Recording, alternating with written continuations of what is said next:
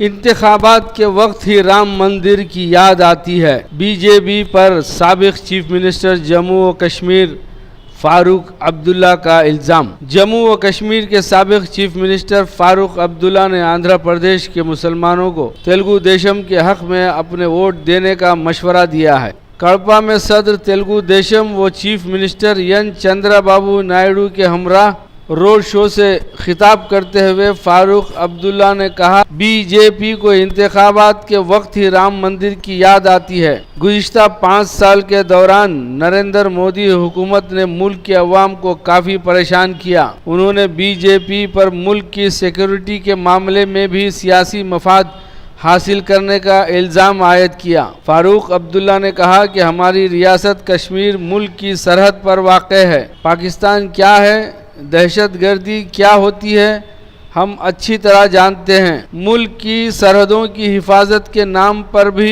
BJP सियासी फ़ायदा हासिल करने की कोशिश कर रही है। उन्होंने कहा कि वो सियासत में तवील तजुर्बा रखते हैं और आंध्र प्रदेश के मुसलमानों की फलाह व बहबूद के लिए तेलुगु देशम को दोबारा इख्तिदार में लाने की यहाँ के मुसलमानों से अपील करते हैं। उन्होंने कहा कि हर राय दहिंदा खुद अपना फैसला कर सकता है कि वो अच्छी हुकूमत पसंद करे या बुरी हुकूमत। अस्सलाम वालेकुम। मुझे खुशी है कि आज चंद्रबाबू जी ने मुझे यहाँ पे आपके इलाके में लाया है। मैं शुरू करता हूँ। मज़हब नहीं सिखाता आपस में बैर रखना, हिंदी है हम वतन है हिंदुस्तान हमारा। ये वतन हम सब का है। वो किस मज़हब से है, वो कौन सी ज़बान बोलता है, वो किस प्रांत में रहता है, वो क्या खाता है, वो इस देश का एक नागरिक है। देखिए यहाँ पे जहाँ मैं खड़ा हूँ वहाँ मुझे भगवान का मंदिर भी दिखता है। यही है हिंदुस्तान की खूबसूरती कि जहाँ मस्जिद है वहाँ मंदिर भी है, वहाँ गुरुद्वारा भी है, वहाँ चर्च भी है।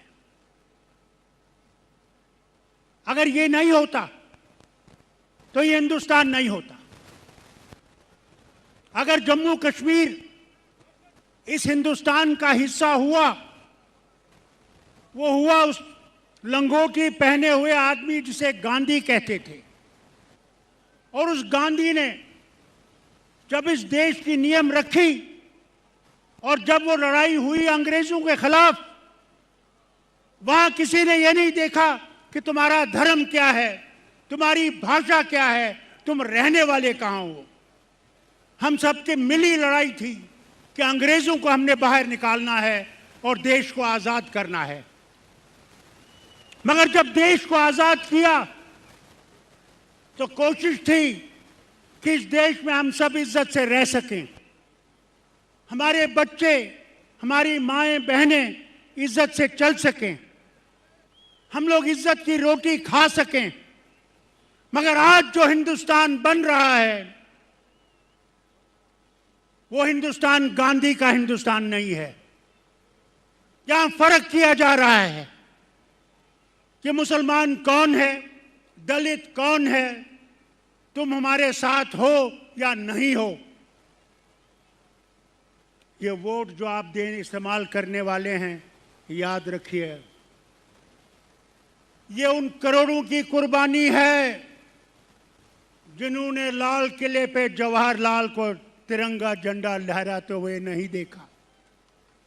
उन्हें टिकटिकी खाई, जेल गए, जलियांवाले बाग में शहीद किए गए, काला पानी पहुंचाए गए। आज उस देश की जब हम सूरत देखते हैं तो डर लगता है कि हम जा किस तरफ रहे हैं, हमारा रुख क्या है। मैं हिंदुओं से दिल की गहराई से पूछना चाहता हूं, उनकी किताबों में लिखा हुआ है भगवान राम विश्व के राम हैं, दुनिया के राम हैं, और मुसलमान अल्लाह को रब्बुल मुस्लिमीन नहीं कहते, वो उसे कहते हैं रब्बुल आलमीन, आलमों का रब। अगर वो आलमों का रब है तो वो सबका रब है, और अगर वो विश्व का राम है तो वो सबका राम है। मगर ये वो नहीं करते। आज देखिए, इलेक्शन से आने से पहले ये याद रखिए, शोर था राम का मंदिर बनाएंगे। क्या आज आपने कहीं वो आवाज सुनी? जब से इलेक्शन हुआ है कोई आवाज सुनी आपने? आज सिर्फ बात कर रहे हैं कि हमने पाकिस्तान पे हमला किया, उसके बगैर कुछ नहीं कहते हैं। समझते हैं कि हम इतने बेवकूफ हैं कि हम इनकी बात में फिसल जाएंगे। अरे हम हिंदुस्तानी तो हिंदुस्तान को मजबूत करना चाहते हैं, मगर वहाँ ये भी देखना चाहते हैं कि हमारे पड़ोसी भी मजबूत हों और ईमान पे रहें, और जो ये आतंकवाद है इसको ख़त्म करें। देखिए, मुझे वाजपेयी की बात आज याद आती है, जब वो मेरे प्रदेश में आए और बॉर्डर पर तकरीर की। हमारे माइक पाकिस्तान की तरफ भी लगे हुए थे। उन्होंने कहा कि दोस्त बदलाए जा सकते हैं, दोस्त बदलाए जा सकते हैं, पड़ोसी बदलाए नहीं जा सकते। अगर हम पड़ोसी के साथ दोस्ती में रहेंगे और वो हमारे साथ दोस्ती में रहेंगे, दोनों तरक्की करेंगे। अगर हम दुश्मनी में रहे तो दोनों की तरक्की रुक जाएगी। आज मैं ये बीजेपी वालों को सुनाना चाहता हूं, जो ये समझते हैं कि वो देश को मजबूत बनाएंगे। देश तब मजबूत बनेगा जब यहाँ का हिंदू, मुसलमान, सिख, ईसाई, भाई बहन जो भी हैं वो मजबूत होंगे। जब वो इज्जत की रोटी खाते होंगे, उनके बच्चे नौकरी में लगे होंगे, तब ये मुल्क तरक्की करेगा। और मैं ईमानदारी से, इस बात की खुशी है मुझे कि मैं आपके इस इलाके में आया। रायसीना जो सबसे पिछड़ा हुआ इलाका है, जहाँ पानी की कमी है, अगर यहाँ पानी होता तो आप सोना उगाते, सोना। मगर इंशाअल्लाह आप इनको साथ देंगे, तेलुगु देशों को साथ देंगे, तो इंशाअल्लाह आपके यहाँ पानी आएगा। ये दरियाओं का रुख मोड़ रहे हैं आपको पानी देने के लिए। और मैं आपको कहना चाहता हूँ, इंशाअल्लाह अगली दफ़ा आऊँगा तो आपके यहाँ पानी देखूँगा जो आपके खेतों को सैराब कर रहा होगा। मगर मेहनत करनी है, आपने भी मेहनत करनी है, हमने भी मेहनत करनी है। ताली एक हाथ से नहीं बजती।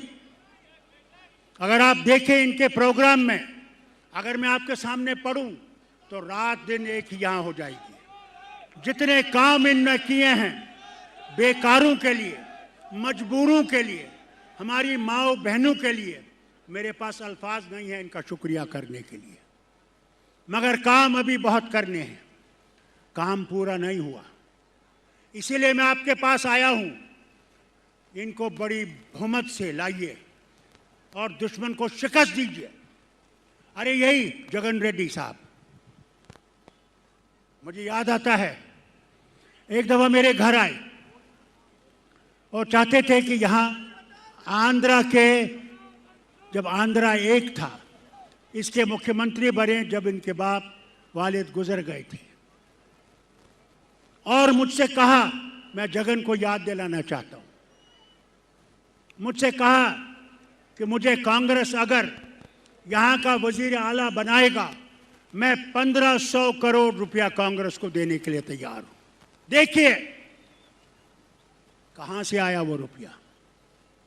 क्या इनके पास कोई जमीन में खजाना रखा हुआ है? वो भी तो लूट के लाया होगा। जो 1500 करोड़ देगा वो फिर आपसे ये कहे कि मैं अगर आऊँगा तो मैं आपका भविष्य ठीक करूँगा। खबरदार रहिएगा, ऐसे आदमी अपना भविष्य ठीक करना चाहते हैं, आपका भविष्य बर्बाद करना चाहते हैं।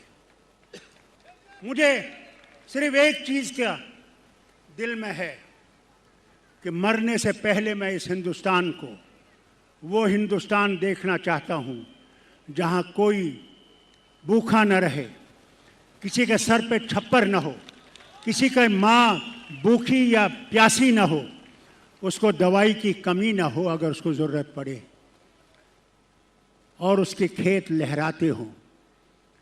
और जब ये होगा, कारखाने लगेंगे, आबाद होंगे, मैं तब अल्लाह से कहता हूँ, या अल्लाह मुझे तब इस दुनिया से ले जाना जब मैं सचमुच इस हिंदुस्तान को आबाद देख सकूँ, यहाँ हर एक को आबाद देख सकूँ।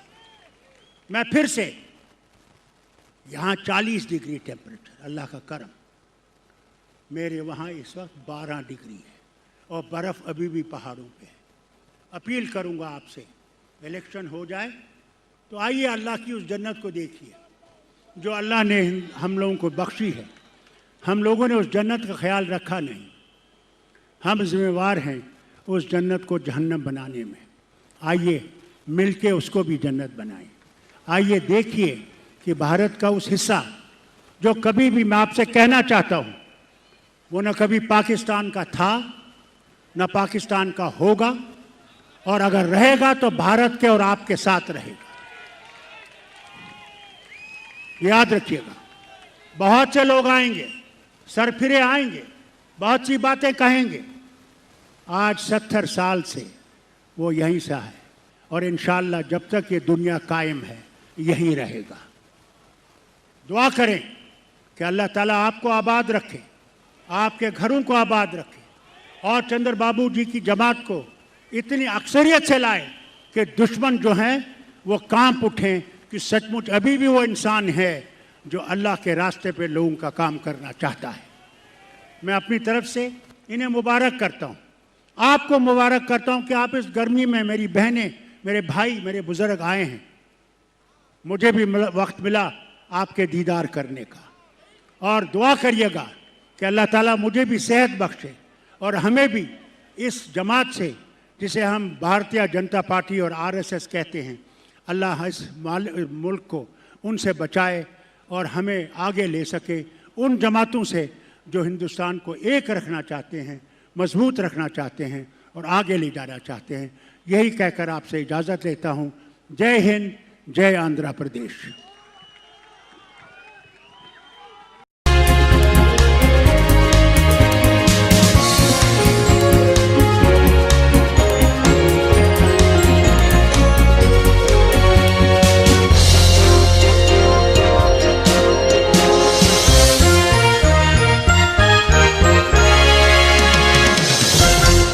आंध्र प्रदेश में राय दहिंदों की तादाद तकरीबन 4 करोड़ है। आंध्र प्रदेश में जुमला राय दहिंदों की तादाद 3,93,45,717 है, जिनमें खातून राय दहिंदों की तादाद 1,98,69,521 बताई गई है। रियासती chief electoral officer Gopal Krishna Dwivedi ने फहरिस्त राय दहिंदगान जारी करते हुए बताया कि रियासत में मर्द राय दहिंदों की तादाद 1,54,62,393 है, जबकि तीसरे जिन्स के राय दहिंदे 3,957 हैं। उन्होंने बताया कि मर्द राय दहिंदों के मुकाबले में खातून राय दहिंदों की तादाद 4,17,082 ज्यादा है। जिला मशरकी गोदावरी में सबसे ज्यादा 42 लाख राय दहिंदे